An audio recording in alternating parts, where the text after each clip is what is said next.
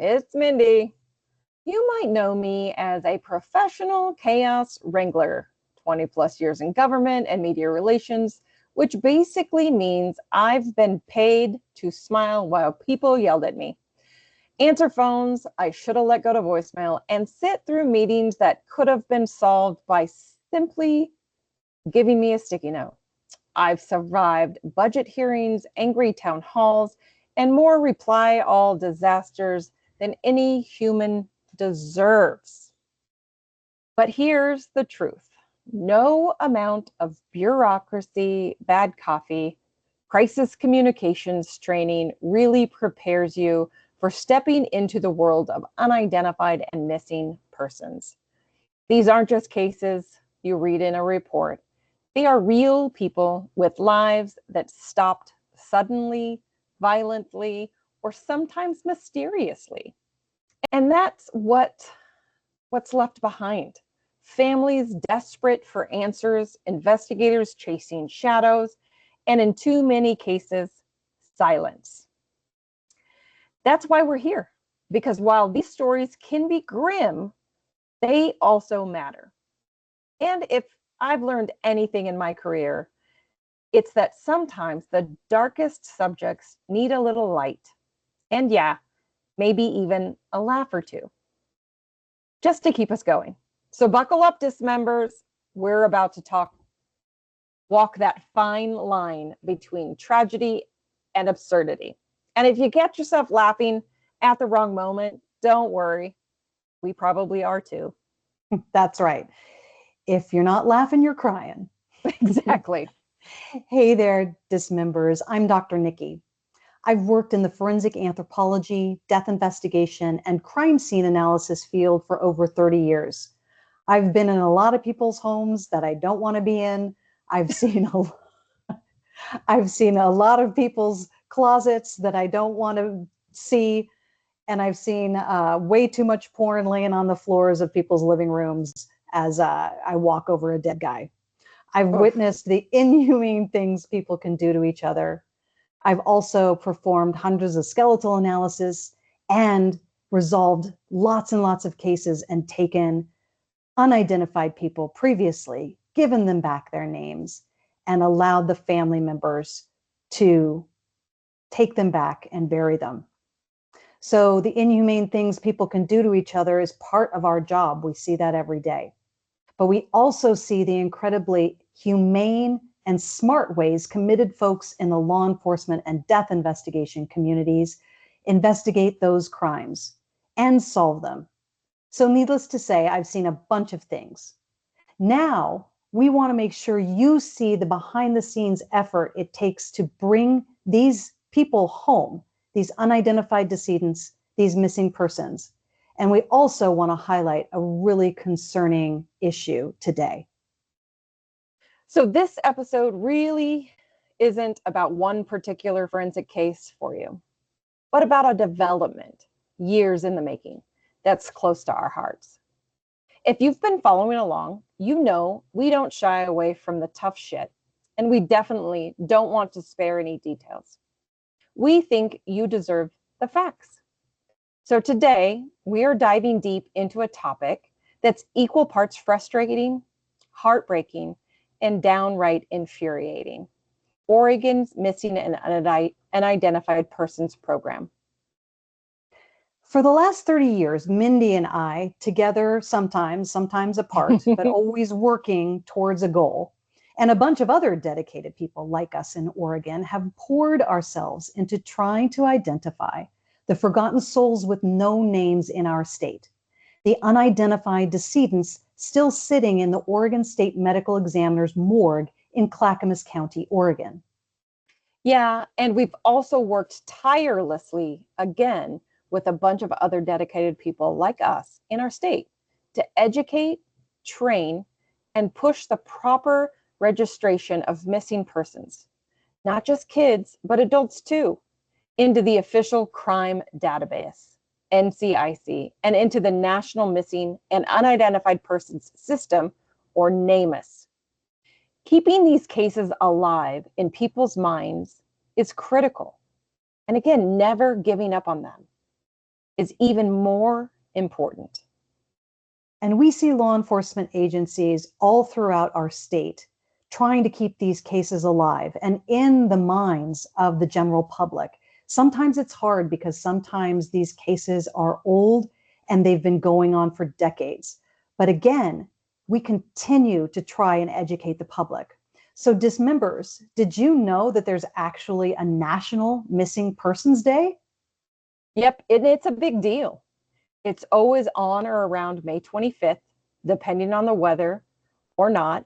May 25th is a weekend, right? And most states have some sort of ceremony or hold some sort of conference that recognizes the families still waiting for answers. And what goes hand in hand with that is recognizing the people yet to be identified in morgues around the country, who could very well be these documented missing persons, honestly. Here in our state, we've done lawn sign campaigns, hosted the first and only successful Missing Persons Day event at the Oregon Capitol lawn, where we worked with folks like Travis Hampton and Desiree Young, Kyron Horman's mom. Events like these are powerful stuff. And they let the citizens of our state know our public service and law enforcement agencies continue to work these cases aggressively, even when you don't hear about it. And Mindy mentioned a minute ago how we keep these cases alive in everyone's mind and have actual case details available for anyone who wants to see them. One of the ways we do that is through a national data clearinghouse called NamUs, the National Missing and Unidentified Persons System. It's an open database anyone, even the general public, can access to search for missing people or unidentified remains. So there's two parts to this database, this clearinghouse. Most of the time, law enforcement goes into this database and creates the profile for the missing person. But family members are also welcome to add their loved one into the database if their loved one has been reported missing and the families are working with a local law enforcement agency. This is a grim database and clearinghouse. It posts profiles of missing children and adults who are definitely considered in danger, and their disappearance is considered suspicious. So this isn't really a database of just, I think my son ran away, he might be in downtown Portland. These people are considered in danger that are loaded into this website. Also, every single unidentified deceased person found in Oregon that hasn't yet been identified is also listed in NamUs. Oregon's been involved in NamUs and that website since the start, around 2008, which sounds awesome, right? Well, you'd think so. But here's where shit starts to get confusing and kind of ugly. Oregon's official programs around missing and unidentified persons, they contain roadblocks. They contain bureaucracy. We are revealing that they contain some very large, cringeworthy gaps. We're about to peel back the curtain, and trust me, it ain't pretty. You might get pissed, you might get shocked, and you won't be alone. So how does Oregon usually investigate missing kids and adults? Well, local law enforcement enters their info into NCIC. They're required to do this by ORS 146. That's the Oregon Revised Statute 146. That's the state statute that directs law enforcement to investigate missing persons cases and to collect DNA from missing persons or their biological family members to help with identification if, unfortunately, the investigation leads to either finding a body or finding a crime scene that has physical evidence from the missing person. And that's DNA data. It's supposed to be processed and uploaded into CODIS, the Combined DNA Index System. That's the FBI's national database that helps match DNA profiles to solve crimes and ID missing people. Quick CODIS refresher for our dismembers. So CODIS, like Mindy said, or the Combined DNA Index System, is the generic term used to describe the FBI-run genetic database that links DNA profiles from all over the country, from local DNA and crime labs to state labs to federal crime labs. It's a massive, crucial tool for identifying bodies, cracking forensic cases, and help missing persons cases. Oregon's own DNA lab at the Oregon State Police is supposed to handle the upload of all of these DNA samples. But here's the kicker. Since 2023, that lab officially stopped doing the work on both missing person DNA samples, like the oral swab standards that moms and dads give the police when their child is missing, to the samples taken from unrecognizable bodies throughout the state. Yep, let's say that again.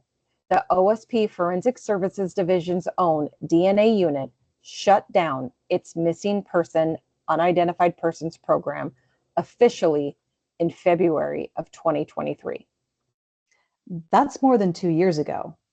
Yep. They sent a memo out to all Oregon law enforcement agencies saying they won't process these cases because of essentially 2 reasons.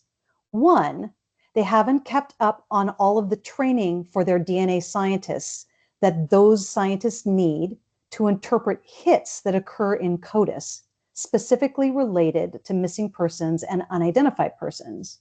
And 2, they haven't maintained technical proficiency to successfully process the actual DNA samples. Wondering if this is normal? Well, your instincts are correct. It's not. These responsibilities and technical skills are standard in most CODIS participating laboratories throughout the nation. Oregon's State Forensic Lab admits they cannot maintain these standards. As if that wasn't distressing enough to hear, it all goes on to say this.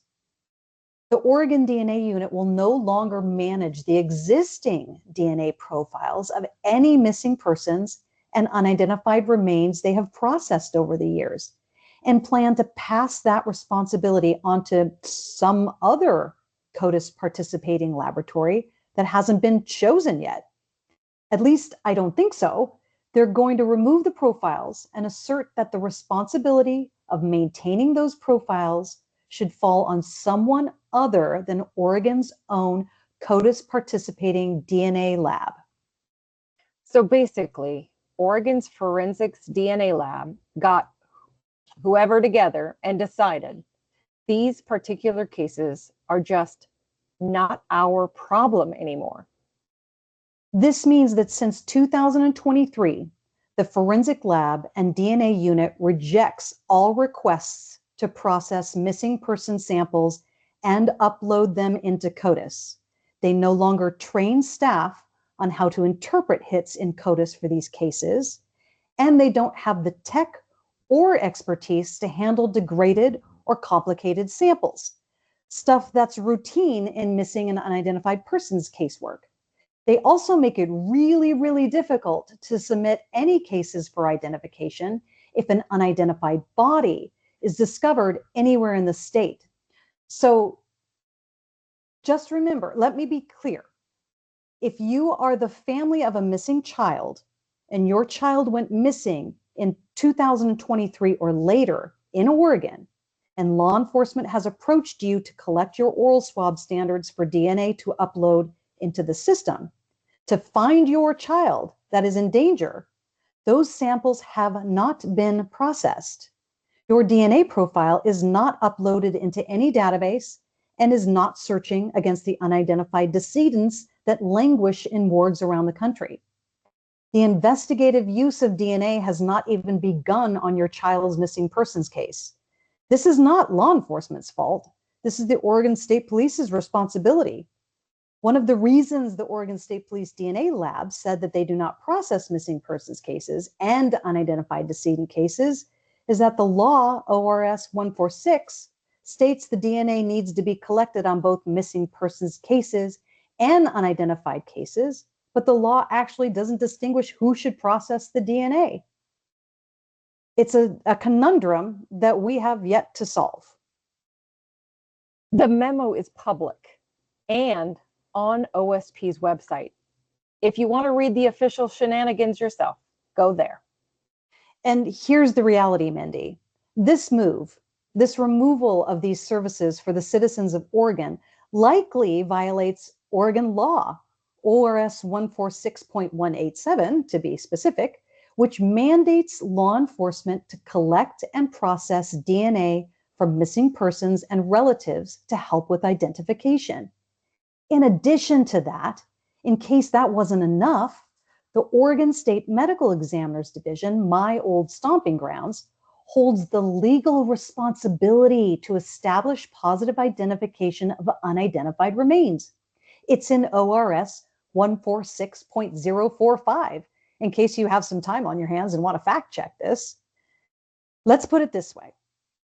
One of Oregon State Police's divisions, the Forensic Services Division, is hindering the resolution of unidentified decedent cases by rejecting the samples from another one of Oregon State Police's divisions, the Medical Examiner Division, as well as halting the DNA processing on missing person investigations of every law enforcement agency in Oregon. And full disclosure, let's give a little bit of context here. The OSP DNA unit has assisted in this type of casework for over the past 20 years, but other labs have assisted Oregon as well. It was pretty common for OSP's DNA unit to process DNA from skeletal remains, unrecognizable people with no ID, and missing persons from the 1990s into the late 2000s. Then, the University of North Texas Center for Human Identifications also helped Oregon with missing persons and unidentified persons casework until their federal funding was cut in 2017. At that time, the medical examiner's office and law enforcement agencies were desperate for help, and OSP's DNA lab picked up the slack and began processing the oral standards from the parents and relatives of missing kids and adults and performed DNA on our unidentified decedents. Then something changed. Attitudes shifted, and these cases became casualties of those changes. Processing of these samples slowed. The DNA unit wrote more stringent requirements to submit the samples, and someone made the decision that the DNA unit wouldn't accept these cases. And then they dismantled the program, officially killing it in 2023. So someone has an argument out there, I'm sure, that this was a legitimate priority shift.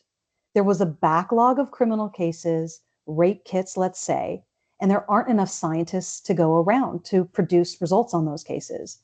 There are thousands of rape kits and firearms-related cases to get through, let alone property crimes the DNA unit is dealing with.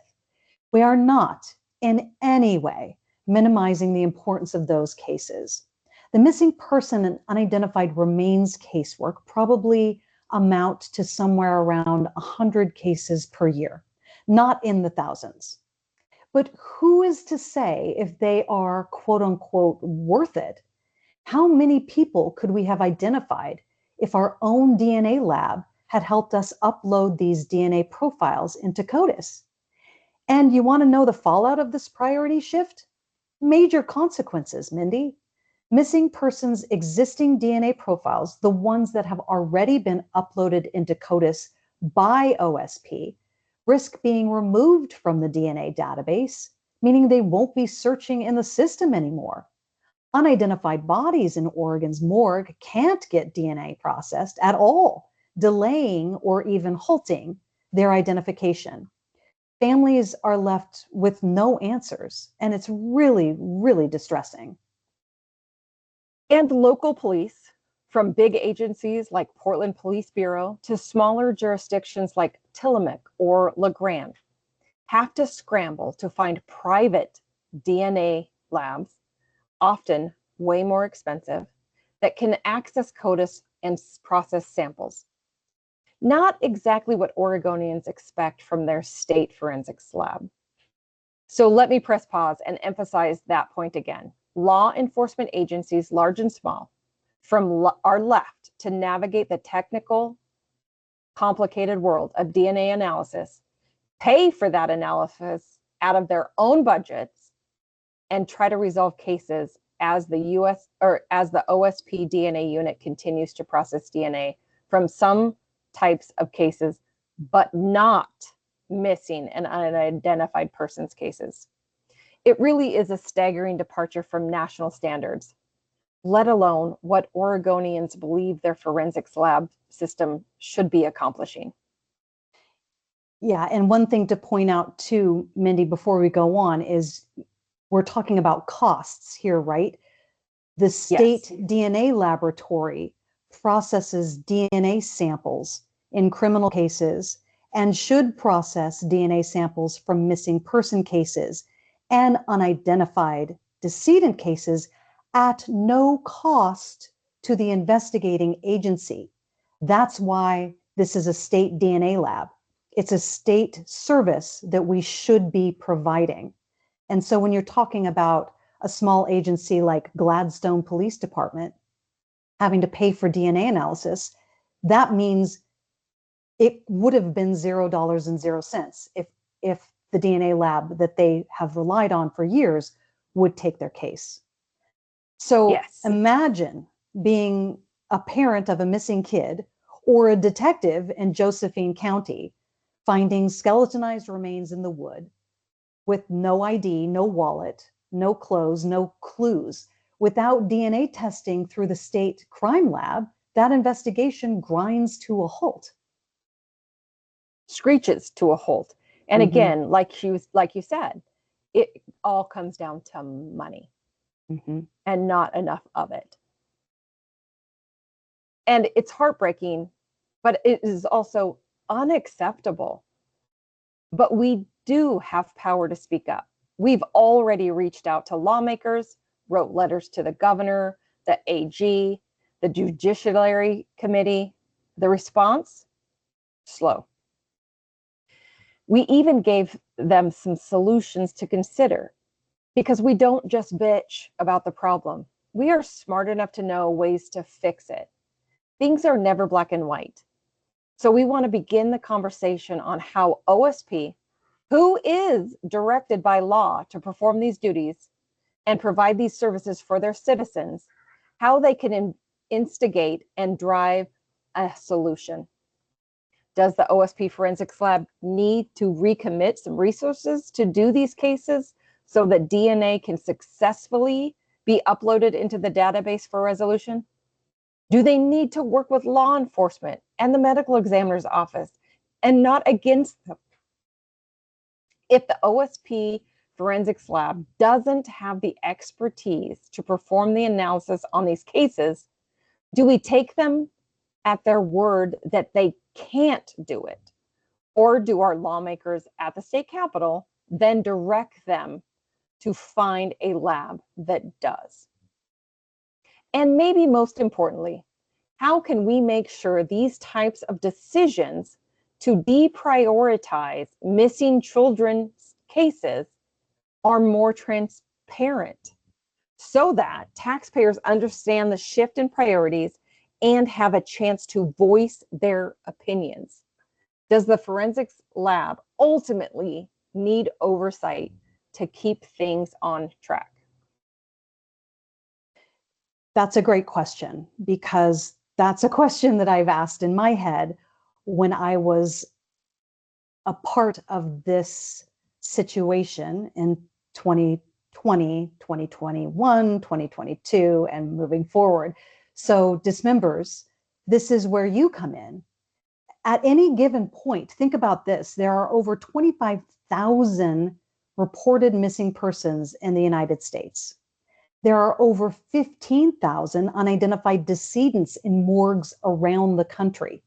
In Oregon alone, Hundreds of children and adults are currently missing, and 146 plus unidentified men, women, and children are listed in the NamUs database. In fact, that number is low that I've just stated today because I think it's up to 170. Right. Does the knowledge that your state crime lab doesn't perform analysis on these cases bother you? If it does, call your state representatives. Email your state representatives. Tell them about this podcast. Share the OSP memo that you can find on the Oregon State Police website. Let's demand accountability. An explanation is only the beginning because families need answers and a way forward. Families deserve this. Oregon deserves this. And our law enforcement agencies, our public safety agencies deserve to know why this service is now not available to them. And we know the legislator is paying attention, especially after the Safe Kit backlog transgression. When a backlog continued to grow after the Forensic Services Division told lawmakers it was eliminated, they passed Senate Bill 169 in 2025 to study forensic science in Oregon. That's pretty vague language and could encompass all sorts of things. But we know there has been movement in learning more about how successful forensics lab works. Some lawmakers even traveled to Texas to learn how they run things there. And we need them to use that momentum to fix the DNA unit's missing and unidentified persons program. It really just needs to start working again somehow, fulfilling those statutory obligations and bringing answers to families and law enforcement who are so dedicated to these cases. One of the things that I've realized is that when I first was hired to our public service agency as a forensic scientist, I was told to invite scrutiny in my cases, to welcome accountability, because if someone looked at the things that I was doing and suggested improvements that only improved my work product, that only improves the value of the service that you're providing. So Dismembers, if you want to get involved, cite that Senate Bill 169. You can cite the 2023 memo, and you can tell them about our podcast. In addition, I'll just mention that this here, there is also a state government accountability hotline that investigates the use or misuse of state resources by state agencies, employees, or contractors. This very well may include this type of situation, which I think is neglectful, really. The DNA unit is under the Forensic Services Division of Oregon State Police, so it counts. Again, it's called the State Government Accountability Hotline. They also provide a confidential reporting website. The hotline number is 1-800-336-8218. So let's push for transparency and help us push for transparency. Let's push for oversight and the proper funding ultimately for these important cases. At least let's get someone to start asking the questions we have. If our voice isn't enough, whose voice could it be? Is it Kyron Swarman's mom that's going to be the voice of reason? Who will legislators listen to in order to shine light on this really egregious challenge? Because if we don't raise our voices, no one will. And the silent disaster of thousands of unidentified bodies and missing people in Oregon will just keep growing. There may be temporary fixes out there, little pots of money here or there for this kind of work. But the real question is, why can't the DNA unit perform these duties under their existing budget if they have done it in the past? I don't think this is a money issue completely by itself. This is just a priorities issue. And I can say for sure, as a fact, that these types of analyses were performed in the past by this lab. Why they're not performed again, there are several different reasons, but I do not believe that they are valuable enough to just dismantle the program. And that's what's happened. It was hard when it happened in 2023. The medical examiner's division continues to struggle trying to find budgetary authority to pay for these cases, these unrecognizable decedents that languish in our morgue. The backlog continues to grow. Missing persons detectives throughout the state continue to approach family members of missing kids and adults, collect oral swab standards, but they have nowhere to send those standards. There's no way to start the process because the very first fundamental DNA analysis that needs to be performed and completed is that bread and butter forensic DNA analysis and upload into CODIS. It is not happening for these particular cases. That's the brutal truth, Dismembers. It's messy, it's frustrating, and it's really fucking hard to ignore at this point, especially from our point of view when we were on the inside looking out and now we're on the outside hoping something will happen. There was a time when we couldn't speak up. We needed to soldier on, get behind the mission, put our heads down and get shit done, so to speak, but we can't be silent anymore on such an important issue that no one seems to know about yet. And neither should you. Take some time to make your voices heard.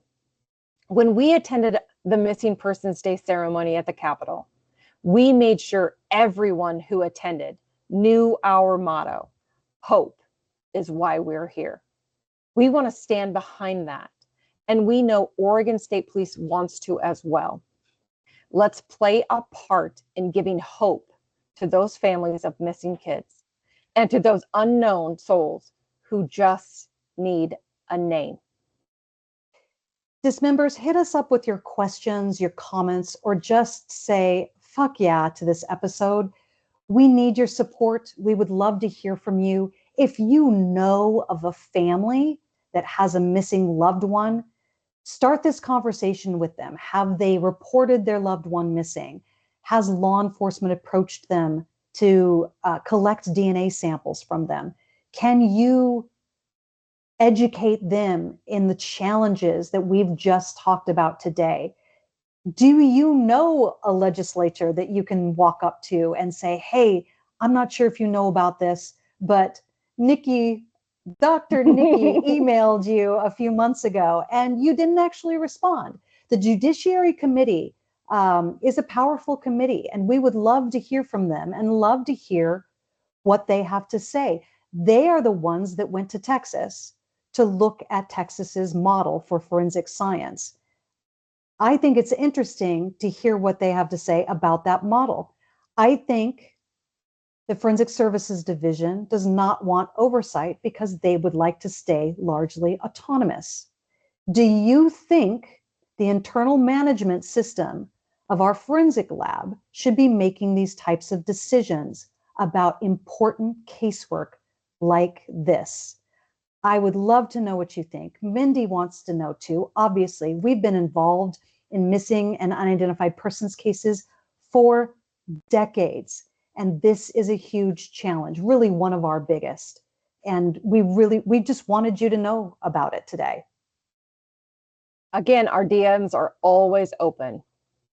And if you want a deeper dive, check out our website, our socials, for all the links to the memo, the revised statutes, Senate Bill 169, and a link to that state government accountability hotline.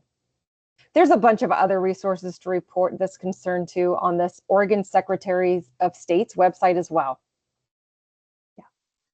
Yeah, thanks for that, Mindy, and thanks for reminding people where to go. This was a doozy, we know. All right, Mindy, thank you for going where no state employee has dared to go before. Right. This is near and dear to my heart. I have lost sleep over how to identify these poor souls that are at our medical examiner's office at this moment. And this is an integral part in resolving those cases. Dismembers, we are really hoping you can bolster this movement into getting more information and transparency. We are doing this for the families of missing persons, for the poor unidentified souls who still need names, and for the law enforcement partners all throughout Oregon who are stuck without these invaluable DNA resources. Thank you for listening. And with that said, we're signing off for now. But Mindy, we're going to meet again next time, and we're going to have some great content in our next podcast. Where are we going to meet up to talk about our next case? What do you think? Well, I think, as always, I want you to meet me at the morgue.